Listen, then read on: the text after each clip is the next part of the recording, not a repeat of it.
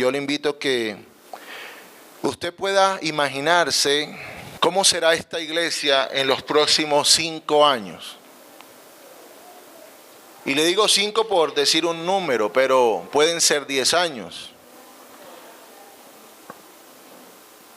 Usted puede imaginarse cómo estarán sus hijos en el reino de los cielos durante estos próximos 5 años o 10 años. Porque hablar de iglesia tenemos que involucrar a nuestra familia, porque nuestra familia es nuestra razón de ser en la iglesia. Si usted está aquí sirviendo pero se pierde su familia, hermanos, es complicado el asunto. Por eso es que dice la palabra, yo y mi casa serviremos al Señor. Y yo quiero declarar en esta mañana que tus hijos serán bendición para este lugar, para esta ciudad y para toda una generación espiritualmente hablando. ¿Cómo será esta iglesia, verdad, en los próximos años? Yo le decía a Jamie que cómo será la iglesia en los próximos 30 años, pero bueno, no seamos un poco exagerados, pero pensemos en lo más cercano. ¿Cómo será, verdad? La iglesia está limitada por la mentalidad y la visión de su pastor. La iglesia, cuando el pastor tiene una visión, una mentalidad, un raciocinio para la iglesia, él forma la iglesia de acuerdo a la visión que él le ha trazado. Ustedes están siendo formados por un pastor que tiene una visión de formación, un pastor que tiene una visión de adoración y un pastor que tiene una visión de carácter, de formar carácter. ¿Es o no es así? A mí el pastor Ale siempre en los ensayos de músico y de alabanza, él nos las cantaba y nos exigía y nos formaba y nos daba, ¿verdad? La palabra, nos exhortaba porque el trabajar en el reino, ¿verdad? Se necesita disciplina. Y yo recuerdo esa formación de él allá en Barranquilla. La iglesia está limitada, ¿verdad? Aunque es una fuerte declaración que la iglesia está limitada por la visión o el raciocinio del pastor. Si el pastor, ¿verdad?, más allá de su pensamiento, más allá de su conocimiento, ensancha con sabiduría su visión y le da el toque del Espíritu Santo que requiere esa visión, usted se va a encontrar en una iglesia que poco a poco, paulatinamente, va a ir creciendo y alargando sus estacas, ensanchando su tienda. Y esta es una iglesia que Dios las quiere ensanchar. Yo no sé si usted lo cree en esta mañana, pero Dios desea, porque cuando hablamos de iglesia, hablamos del reino de los cielos. Si el que dirige la congregación niega, ¿verdad?, el derecho a las mujeres a predicar o a cantar o a enseñar, entonces esa iglesia tendrá muchas limitaciones. Yo conozco una iglesia en Cartagena, o conocí una iglesia en Cartagena, donde inmediatamente al ingresar, cada persona, cada miembro, los hombres se sentaban de un lado y las mujeres se sentaban de otro lado. Es decir, que si usted venía con su familia, no importara que fuera casado o no, el asunto es que si usted era hombre, se tenía que sentar en una de las naves del lado derecho y su esposa tenía que irse en otro sentido. Porque la visión del pastor le da un sello y un carácter a la iglesia. Esta iglesia tiene un carácter, tiene un sello. No sé si usted lo percibe en el espíritu, pero la atmósfera que hay en esta mañana, ¿verdad?, es una mañana de adoración, de formación de carácter. Aquí hay personas que han decidido madurar y fortalecerse en esta congregación. La han escogido, ¿verdad?, para que sea su casa de crecimiento. Y me remito a lo que dice el Proverbios capítulo 23, versículo 7, cuando señala que el hombre lo que piensa en su corazón, así es él. La palabra pensar habla de una acción continua y persistente. Tal cual es el pensamiento en su corazón, así es él. La palabra corazón, tanto en el hebreo y arameo, se refiere al inconsciente donde radican todas nuestras creencias, convicciones e ideas.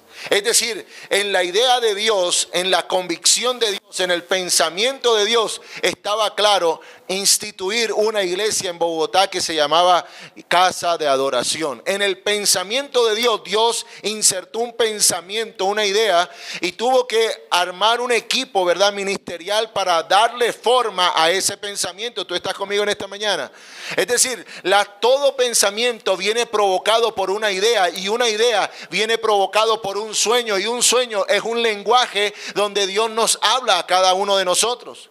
Dios nos muestra la visión. Siempre en la palabra vemos a personas que han sido habladas por Dios, o Dios le ha hablado a ellas a través de sueños o a través de visiones. Mira, lo que uno piensa, eso se va constituyendo una realidad paulatinamente en nuestras vidas. Yo no sé si tú has puesto a imaginarte, pero pensaste en un hogar, pensaste que ibas a tener un buen trabajo, y lo que tu pensamiento habla, el lenguaje de tu pensamiento con Dios, te lleva a convertirlo en una realidad. Porque tal cual sea el pensamiento en tu corazón, dice, así es Él. Hay otra palabra que dice, determinarás a sí mismo una cosa y te será ¿qué? Firme. Entonces nosotros somos el producto de ideas, de pensamientos, y gracias a Dios que somos el resultado del pensamiento de Dios para este tiempo, para esta temporada y para esta iglesia. Yo no sé si usted está conmigo en esta mañana. Hay muchas veces, ¿verdad?, de que uno dice, ¿cómo será entonces la próxima iglesia? ¿Cómo serán nuestras iglesias? Entonces es necesario comenzar a observar cómo está nuestro liderazgo. Para que funcione una iglesia se necesita que cada miembro en particular actúe en forma de liderazgo. Y es por eso que nosotros hoy en esta mañana vamos a estudiar 4 aspectos que tienen que ver con un liderazgo de generación, pero también los conflictos que hay en ese liderazgo de generación. ¿Cuáles son los posibles conflictos que se pueden dar? Si en el pensamiento de Dios Isaías habla el que mis pensamientos muchas veces no son los de ustedes y mis caminos no son sus caminos, entonces ¿qué es lo que debemos nosotros hacer? Nuestra responsabilidad es alinear nuestros pensamientos al pensamiento divino y alinear nuestros caminos al camino del Señor, al camino de la palabra, para que nosotros podamos tener un mismo lenguaje en el espíritu. Pero a veces Dios está hablando en términos fa y nosotros estamos leyendo el término fa, lo estamos leyendo en si bemol. Dios quiere hablar de una manera y nosotros estamos entendiendo otra. Pareciera que no hubiese afinidad de pensamiento entre los pensamientos de Dios y los pensamientos nuestros. Dios te quiere hablar en este tiempo para una nueva temporada. Entonces tu espíritu se debe activar para ese pensamiento que Dios tiene para esta nueva temporada. Es decir, lo viejo quedó atrás, lo pasado quedó atrás y no sirve, ¿verdad? Lo que pasó, pasó, como dice la canción. Lo que pasó, pasó y ya. Ahora viene una nueva temporada. Diga al que está a su lado, prepárate para una nueva temporada. Algo grande viene para ti en esta nueva temporada. Yo siempre, cada vez que puedo declarar eso o cada vez que lo escucho, yo creo firmemente que viene algo nuevo y maravilloso para cada uno de nosotros. La Biblia dice que el pensamiento de Dios no es un pensamiento de mal, sino de bienestar, un pensamiento de bien, un pensamiento de prosperidad y no de calamidad. Ya yo me aburrí de ese cristiano que está diciendo, ay, aquí llevándola, ay, aquí llevándola. No. El pensamiento de Dios para ti siempre ha sido: en ti serán benditas todas las familias de la tierra.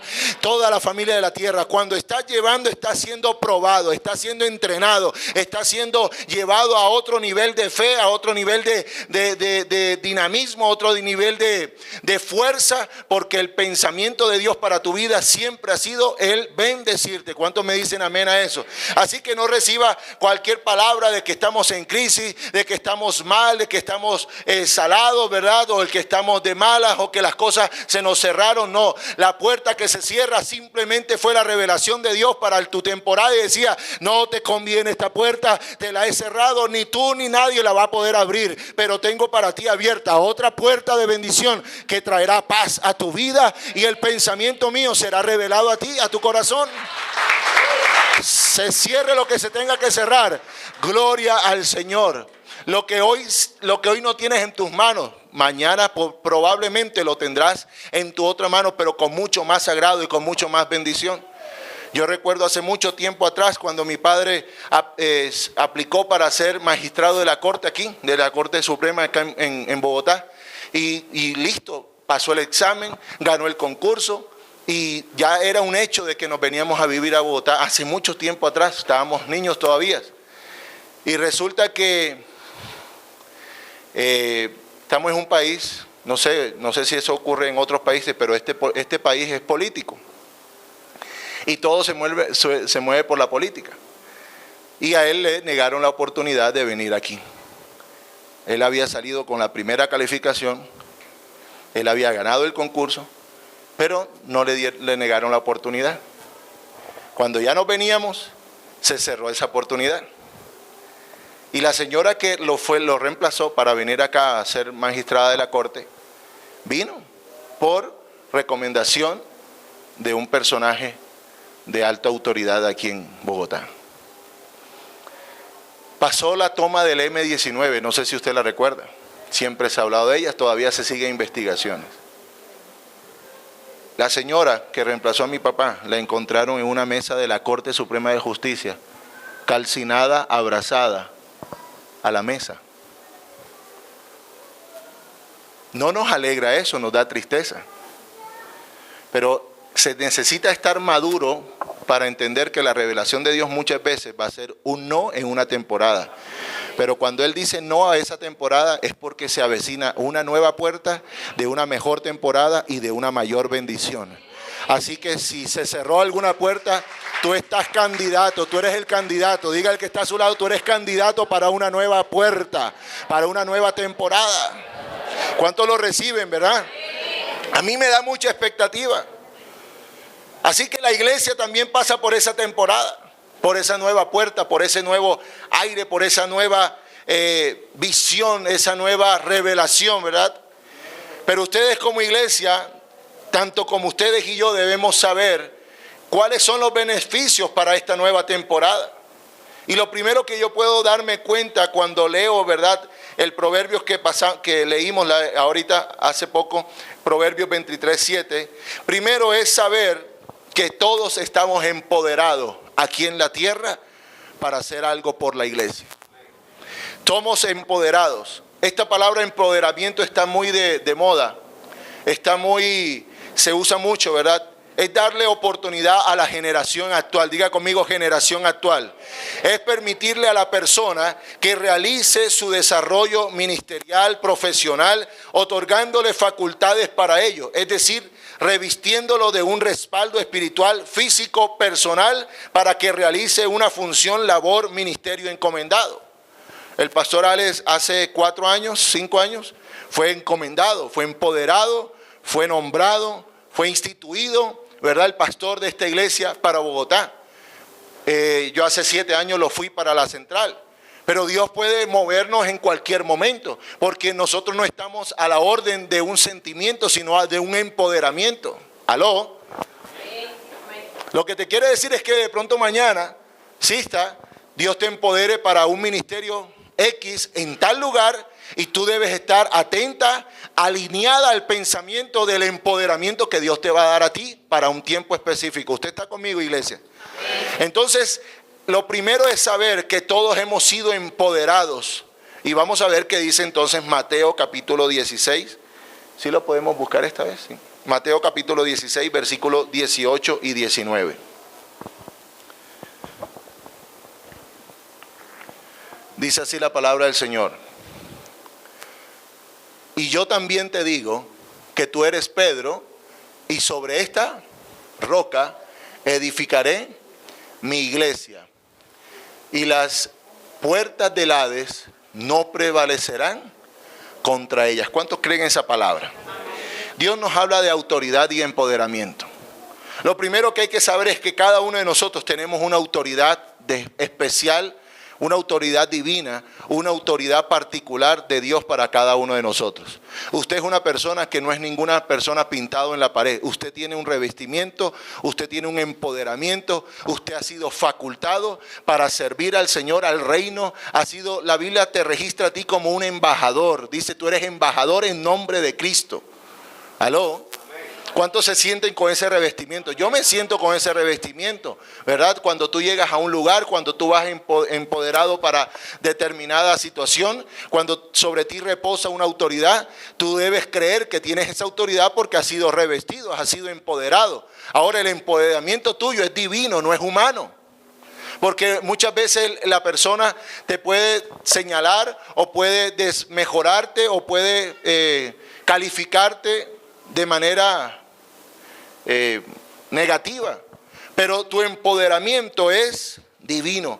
Esa es la facultad para reinar, ejercer dominio y sojuzgar la tierra y establecer el reino de Dios. La Biblia dice que nuestro empoderamiento es sojuzgar la tierra, multiplicar la tierra, ¿verdad? Administrar la tierra, fructificar la tierra. Ese es el empoderamiento inicial que nosotros tenemos.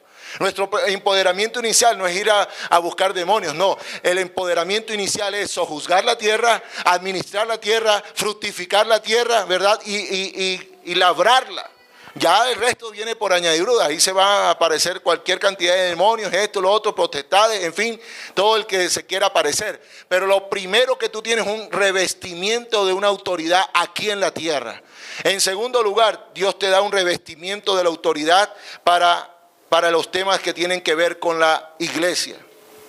La Biblia dice que nosotros no tenemos una lucha contra padre y madre, sino contra principados, ni una lucha carnal, ¿verdad? No tenemos una lucha con carne, ¿verdad? No tenemos una lucha, sino contra principados y potestades. Dios estableció un empoderamiento y lo ordenó a través de autoridades. Es decir, todos los que estamos aquí estamos sujetos a una autoridad. ¿Aló? Estamos sujetos a una autoridad. Si entendemos claramente, si comprendemos claramente que nosotros no somos una rueda suelta, hermano, a todos nos va a ir bien. ¿Sabe por qué? Porque la Biblia dice que la esposa debe estar sujeta a su esposo. Yo quiero poner un ejemplo. Una pareja que esté aquí cerquita, por favor, de casado. Ven, Omar, con tu esposa.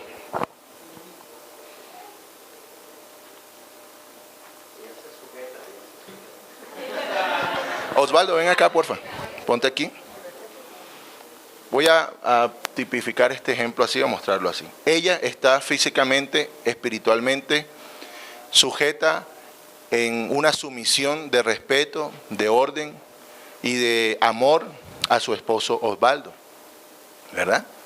Él es el que responde por esa sujeción, el que responde por ese amor, el que responde por esa verdad, eso es una relación. Pero a veces nosotros, el hombre, no quiere sujetarse a Cristo, ven acá, así, entonces él se sujeta bajo sus otros pensamientos, bajo su otro modelo, sus otros motivos, entonces deja sola a una mujer sin sujeción, es decir, deja sola a una mujer que entonces ella no encuentra cómo sujetarse y entonces ella cuando ve que el esposo no está sujeto a Cristo, ella tiene que sujetarse entonces a la palabra y ella va sola a la iglesia y ella sola es la que sirve y ella sola es la que ora y ella sola es la que ayuna y ella sola es la que vigila, la que dobla las rodillas solamente ella, la responsabilidad de espiritual la tiene ella. Realmente lo que Dios quiere es que Osvaldo esté sujeto a Cristo para que ella pueda estar sujeta a Él. Y así sucesivamente sus hijos, ven acá papi, vamos a hacer la representación de que tú eres el hijo, ¿verdad? Y los hijos dicen, los hijos deben estar sujetos ¿a qué? A sus padres.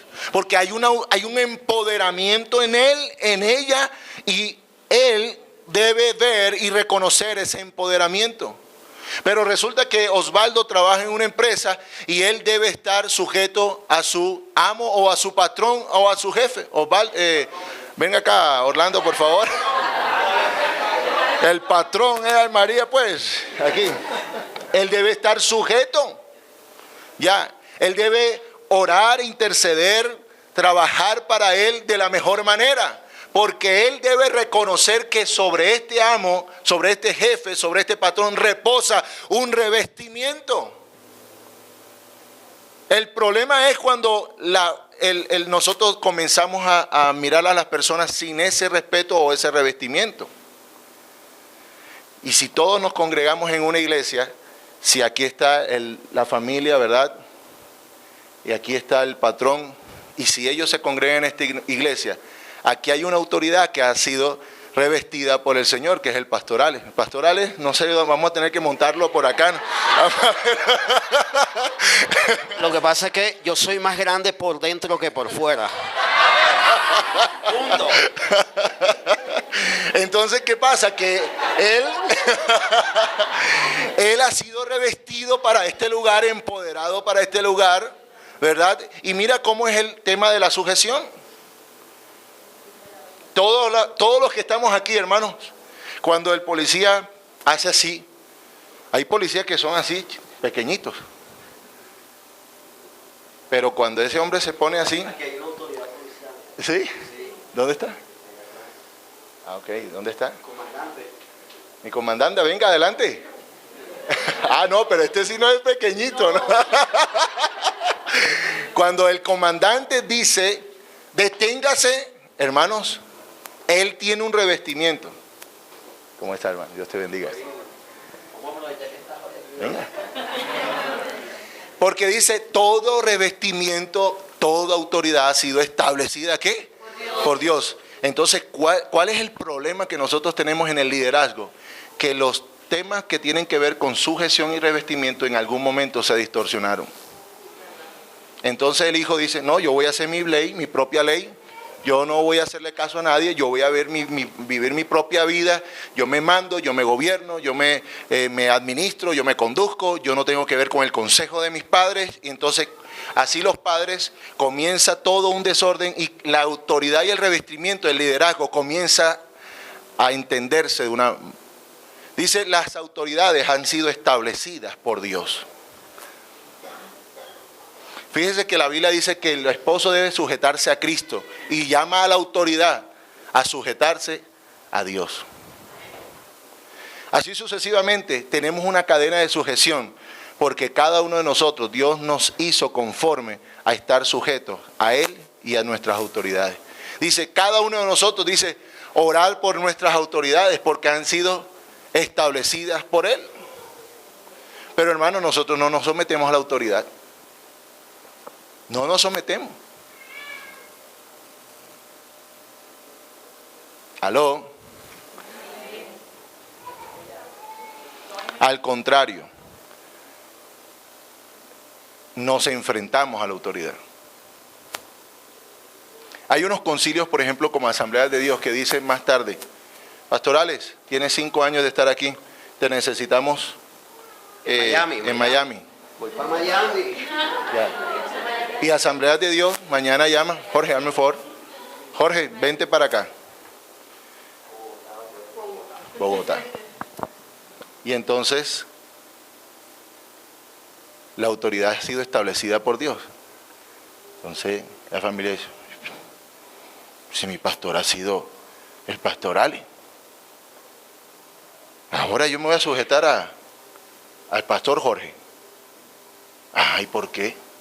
¿Sabes por qué? Porque la Biblia reviste a cada quien de la autoridad. Y el liderazgo debe funcionar ¿qué? Alineado. No al capricho de un pastor o a un capricho de un ministerio temporal, sino bajo el designio de lo que tú representas. Tú representas el revestimiento de una autoridad de parte de Dios. ¿Tú estás conmigo, iglesia? Amén. ¿Tú le puedes dar un fuerte aplauso a estos revestidos de autoridad? Dios te bendiga. ¿Funciona? Funciona. Entonces lo primero que yo logro ver a la luz de la palabra, hermano, es que nosotros debemos estar sujetos en...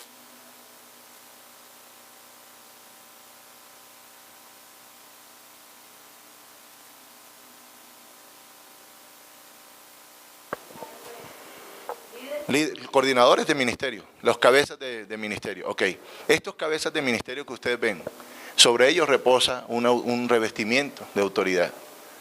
A la luz de la palabra ahorita vamos a ver cuáles son las consecuencias de no estar en sujeción. Lo segundo, para que una iglesia marche sin ninguna complicación, debemos entender en segundo aspecto lo que es la sinergia. Es decir, no trabajar solos. Usted no es un llanero solitario, usted no es una llanera solitaria.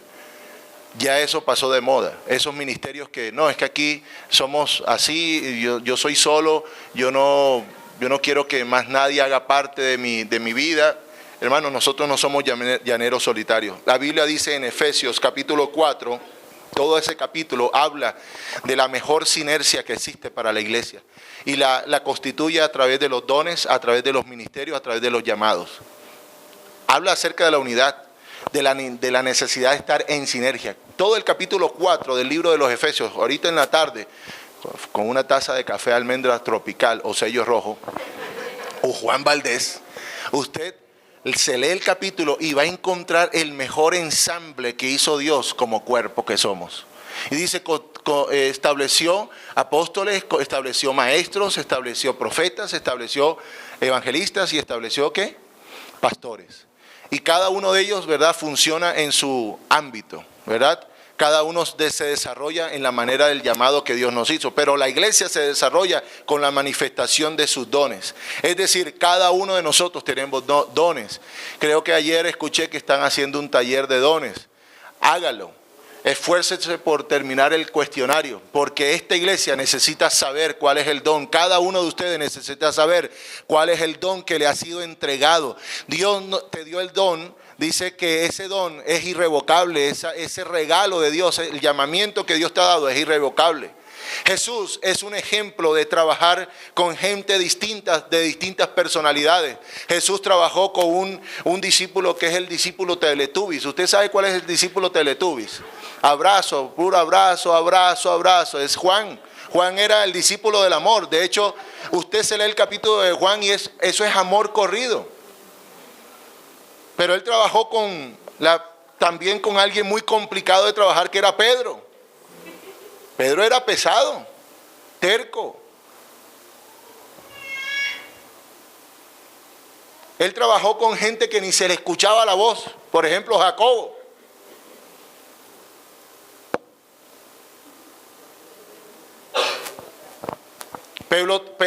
Jesús trabajó con el que le estaba haciendo daño. Con Judas. Ese no vino. Que lo que quiero decir es sinergia. Aprende a trabajar en equipo. Aprende a trabajar en equipo. Aprende a ir más allá de las personalidades. Aprende a ver lo que Dios está viendo en las personas. Así vas a encontrar una capacidad de poder avanzar y de echar el reino de los cielos adelante. Cuando no tenemos sinergia, hermanos, nos cuesta entonces edificar una iglesia. Si cada uno entendiéramos y comprendiéramos el lugar que nos ha sido asignado en cada uno de nosotros, hermanos, la sinergia facilita, los dones facilitan el crecimiento de la obra del Señor. El tercer aspecto que veo es, tenga la visión clara, tenga una claridad en la dirección. Los sueños hablarán de lo que sucederá. La visión es la forma o la manera como lo vamos a hacer. Los sueños hablarán de lo que va a suceder. Pero la visión es la manera como lo vamos a hacer. Habacuc capítulo 2, versículo 2 dice, escribe la visión, ¿verdad? Para que todo aquel que la leyere, y escribe en las tablas, para que todo aquel que la leyere avance, ¿verdad? Pueda caminar. Los tiempos van trayendo formas, métodos, alcance, exigencias, modelos. Las temporadas pasadas tuvieron momentos maravillosos, aunque ahora vivimos en el presente y nuestros ambientes han cambiado mucho. Hoy sabemos la responsabilidad que tenemos de cómo evangelizar en el contexto donde nosotros nos movemos. Anteriormente, en la época de Pablo, no le era permitido a la mujer hablar en la iglesia. ¿Por qué? Porque solamente le permitían eso a los maestros, o a los rabinos, o a los escribas, pero no se lo permitían a la mujer. Hoy la mujer, gracias a Dios, ha ido avanzando y damos gracias por la potencialidad que hay en las mujeres. ¿Cuántas mujeres hay aquí? Por favor, levante su mano. ¿Cuántos dan gloria al Señor por esta tremenda mujeres de conquista que hay aquí, verdad? Mujeres de poder, mujeres de palabra. Así que denle un fuerte aplauso por ellas. La mujer tiene algo, ¿verdad? Ellas pueden observar, ellas tienen un discernimiento, ellas tienen un escáner. Cuando algo nos está pasando a nosotros los hombres, los esposos, ellas comienzan a detectar en su escáner, tú estás raro, tú no eres el mismo hace una semana, permíteme el celular, ¿con quién estás hablando? ¿Y cómo así? ¿Y por qué así? Ellas comienzan a detectar algo. Pero ¿sabes por qué? Porque es que ellas tienen una visión, una dirección clara con relación a que ellas, dice, la mujer sabia edifica su casa. Y ellas son como esos atalayas que van edificando, alertando.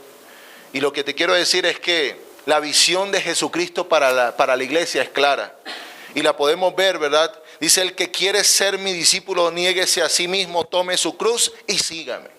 Jesús nos trazó una visión totalmente desorientada a la realidad. La visión del Señor es que el camino que nos corresponde a entrar a nosotros no es un camino ancho, sino es un camino angosto, es un camino incómodo, no es un camino que sea confortable. El camino del Señor se torna incómodo porque dice que hay que negarse a sí mismo, y a veces nos cuesta negarnos a nuestra personalidad, a nuestro carácter. A veces decimos, no, es que este es mi carácter, así se tienen que aguantar, si no aceptan mi carácter, pues de malas. Y ¿sabes qué? No, hay que negarse a sí mismo. Diga a la persona que está a su lado, niégate a ti mismo.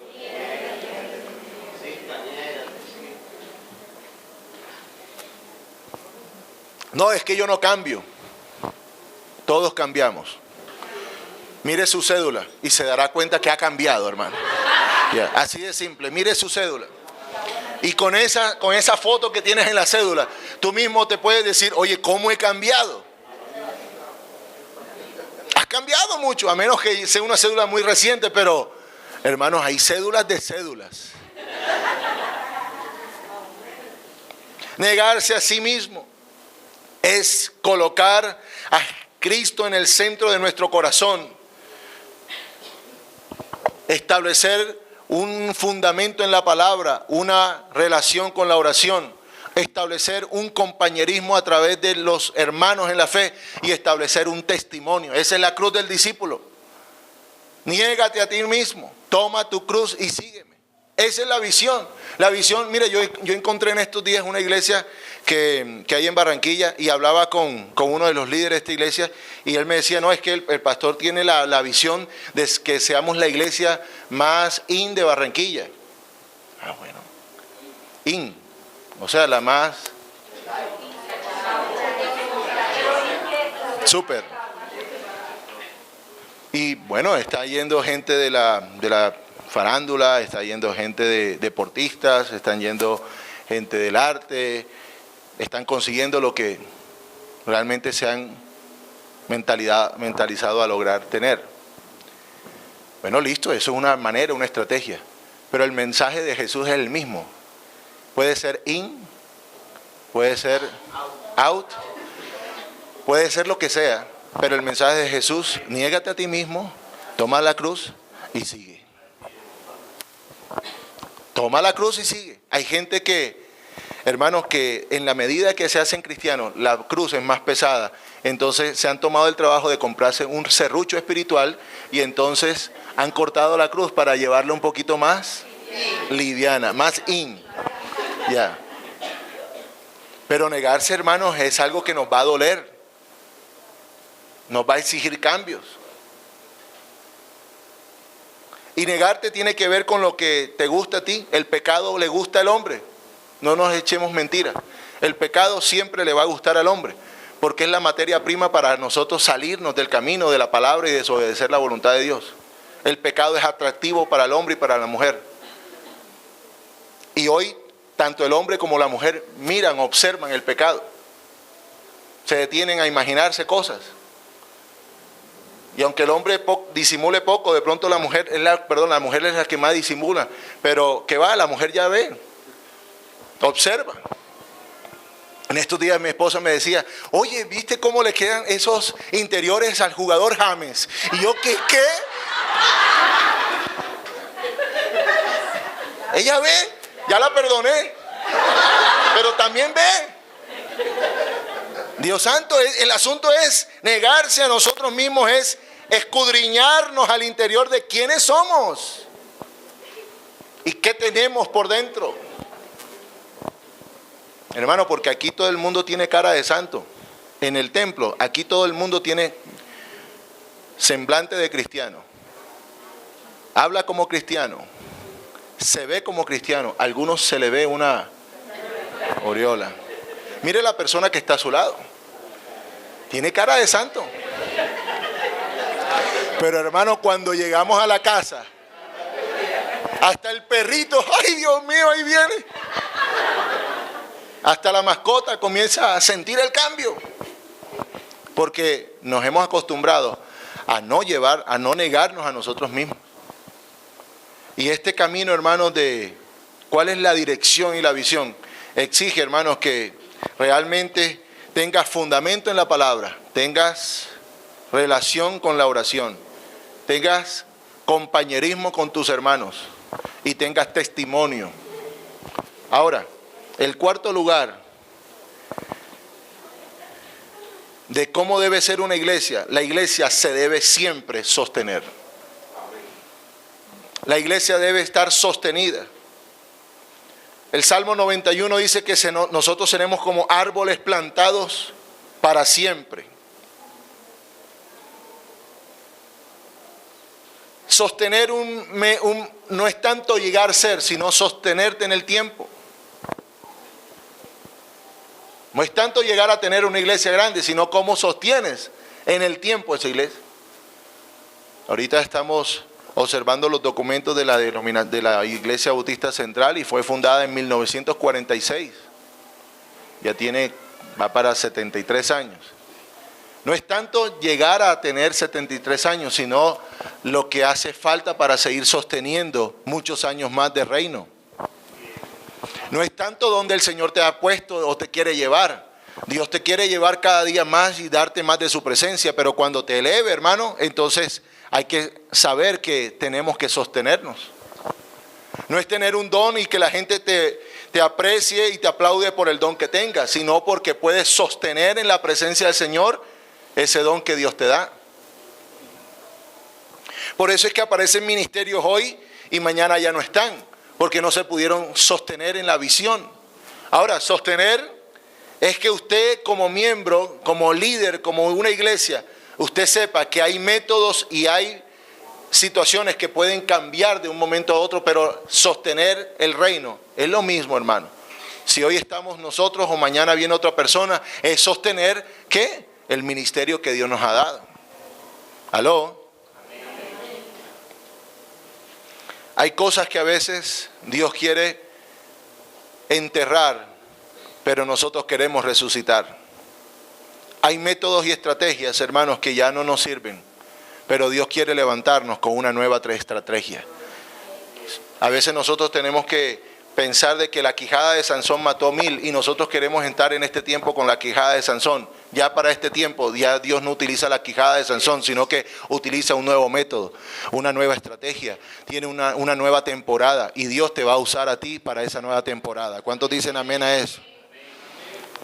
¿Cuáles son los conflictos entonces que se presentan en la iglesia? En un liderazgo sano, en un liderazgo multigeneracional. Primera, el sistema de valores entre generación. Hoy los jóvenes no quieren saber nada de la experiencia de los ancianos. No se apoyan mutuamente. El sistema de valores. ¿Cuántos saben que el ayuno es importante? Amén, ¿verdad? La vigilia. ¿Cuántos saben que la vigilia es de bendición? ¿Cuántos saben que la guerra espiritual es una bendición? Pero si usted viene y le preguntan eso, si usted tuviera que escoger entre el ayuno y el discipulado, ¿qué para usted es más importante? Entonces comienzan unos a creer, no, es que la Biblia dice que este género nada más sale con ayuno y oración. Entonces yo nada más creo que para mí lo más importante es el ayuno. Y esa persona se centra en ese esquema de valor y tiene conflicto con aquel que dice, no, para mí no es más importante el ayuno, para mí es más importante la formación en el discipulado. Entonces comenzamos a tener criterios diferentes. Entonces, para algunos va a ser una dinámica, ¿verdad?, distinta espiritualmente de la otra. Pero ¿sabes qué es lo más importante, hermano? Que nosotros tenemos que identificar qué es lo mejor y lo correcto que Dios tiene para esta temporada, para esta iglesia. Algo que nos ha bendecido mucho ha sido la formación en el discipulado, en la palabra. Hermano, escuche palabra, fórmese en la palabra, haga los cursos que necesite hacer en el discipulado, crezca en su escuela de formación cristiana, cada día en la escuela dominical, fórmese, porque lo que lo va a sostener ustedes, hermanos, es la palabra del Señor, no lo va a sostener las emociones. Las emociones hoy están, mañana se van. Ese es un conflicto que se presenta, ¿verdad?, en el esquema de las generaciones. Para algunas personas, ¿verdad?, sobre todo en la ciudad donde nosotros estamos, para algunas personas la santidad en la vestimenta física es muy importante. Y por eso es que ustedes los ven con faldas largas, con unos cuellos hasta por acá, unas mangas hasta por acá, y cero maquillaje, cero accesorios. Es decir, porque el sistema de creencia de santidad, ellos lo valoran en esa manera. Pero la Biblia dice que Dios no mira lo que está en nuestros ojos, sino lo que está aquí, en nuestro corazón. Entonces nosotros también tenemos que ser coherentes en lo que Dios está viendo en nuestra vida y no lo que nosotros, en los estándares de valores que nosotros le damos a la santidad. Es más, hay pecados que nosotros los estandarizamos. No, esto es una mentira. Eso es una mentira piadosa. Y nosotros le vamos dando categoría a los pecados, ¿verdad? Si caemos en pecado de, llámese adulterio, fornicación, no, eso es lo máximo, es la máxima categoría, merece la pena de muerte. Porque nosotros tenemos un esquema, ¿verdad?, de valores. El otro asunto, el otro conflicto que se presentan son los roles. ¿Qué es lo que hacen los mayores? ¿O qué es lo que hacen los jóvenes? ¿Y qué es lo que hacen los niños? ¿Qué es lo que deben hacer los niños en una iglesia? ¿Qué es lo que deben hacer los jóvenes en una iglesia? ¿Qué es lo que deben hacer los adolescentes en una iglesia? ¿Qué es lo que deben hacer las mujeres en una iglesia? ¿Y qué es lo que deben hacer los hombres en una iglesia? La Biblia habla en Números, capítulo 8, desde el versículo 23 en adelante, ¿verdad? Dice que los que servían, los que estaban los jóvenes, ¿verdad?, servían hasta de los 25 de años en adelante. Y dice que a partir de los 50 años ellos cesaban de servir para servir en otras áreas del tabernáculo. Entonces usted me dirá, no, pero es que ya yo tengo 50 años, entonces me está diciendo que ya no sirve en esta iglesia. No, no es eso, sino que el pastor, la iglesia debe saber cuáles son los roles que cada uno de nosotros debemos y podemos hacer en esta congregación. ¿Aló? El tercer conflicto es el estilo. El estilo es algo que nos hace perder la unidad.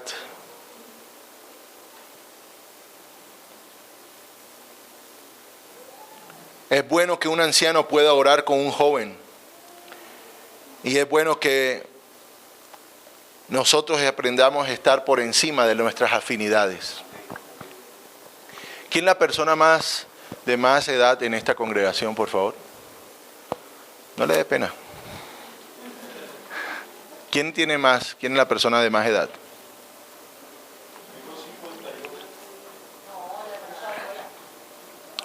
Bueno, aprovechemos que tenemos el papá de Alargizo aquí, venga.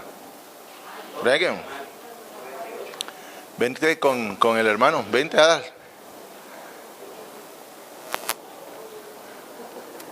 Tremendo, ¿verdad?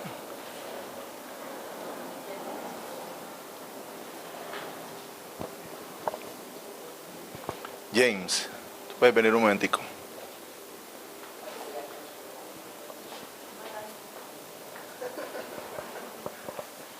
Muy poco.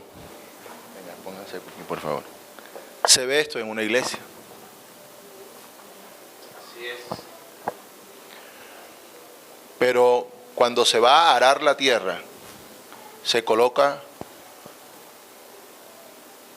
un buey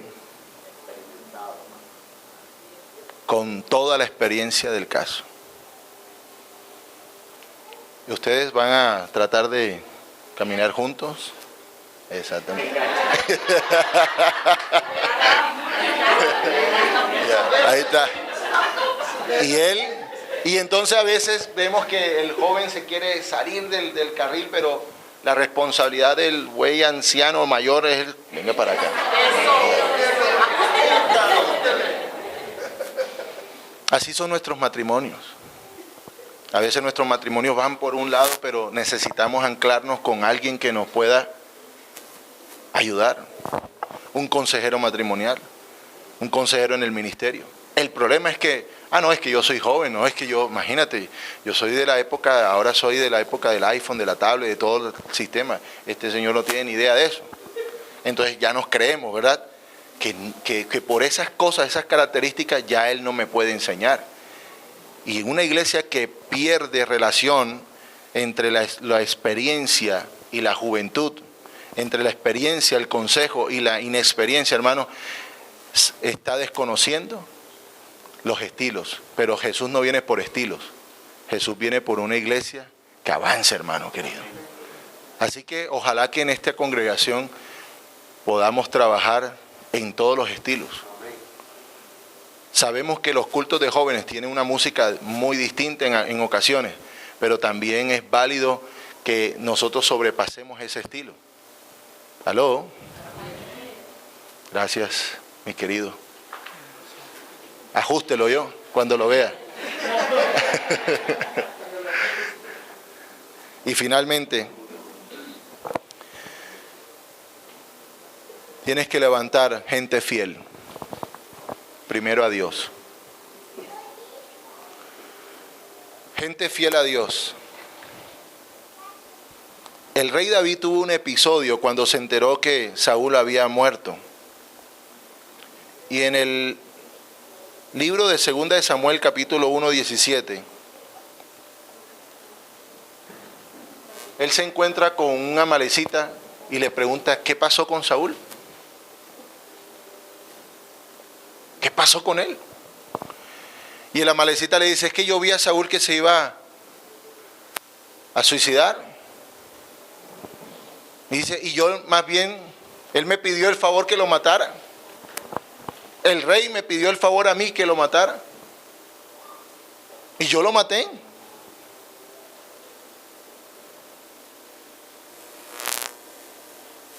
Inmediatamente David le dice, ¿cómo tuviste el valor para atentar contra el ungido de Jehová?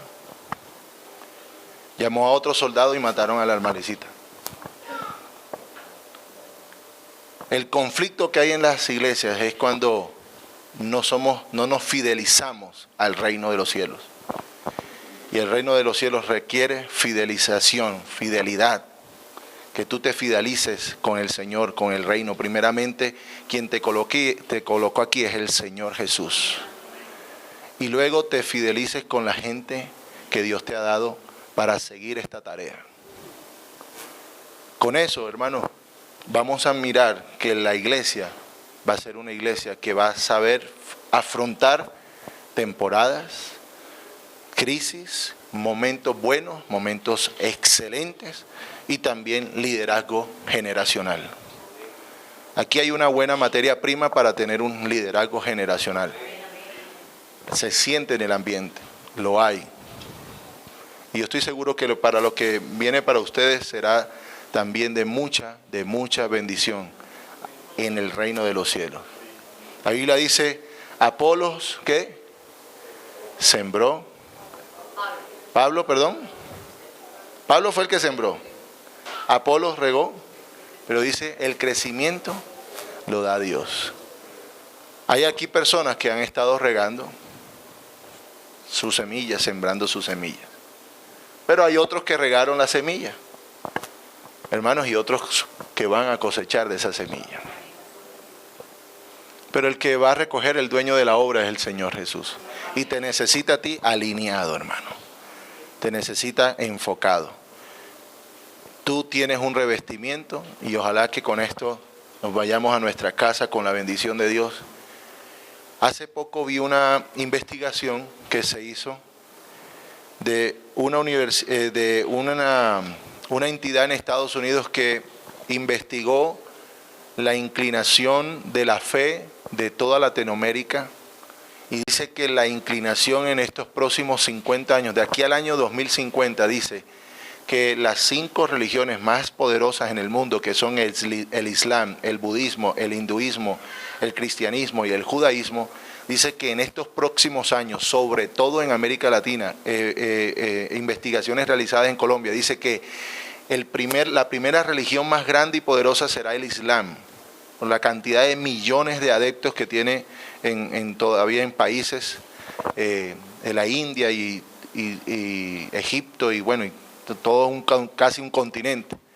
Pero dice que la segunda religión más fuerte va a ser el cristianismo, porque cada día la gente se da cuenta que es normal compartir el mensaje. Cada quien se congrega. Ya hay gente que eran cristianos, agentes secretos de cristianismo y se conocen en las empresas. ¡Ay, tú eres cristiano! ¡Anda, yo no sabía que tú también eras cristiano! Como que eran agentes secretos del cristianismo, pero cada quien está predicando su fe de manera pública. Ya casi la mayoría de la gente tiene un grupo de amigos en una casa, en un parque, en una empresa. Uno se queda asombrado allá, por ejemplo, en Barranquilla lo citan a uno a las 7 de la mañana para hacer devocionales en empresas, en bancos. Yo he estado en Banco Bogotá, he estado en empresas de maquilas, de diseño, de confecciones. Y comenzamos a orar por los gerentes, por los empleados. Es decir, hay una sed del Señor, hay una sed del reino de los cielos. A nadie le da pena ya hoy decir que son cristianos, hermano. ¿Aló?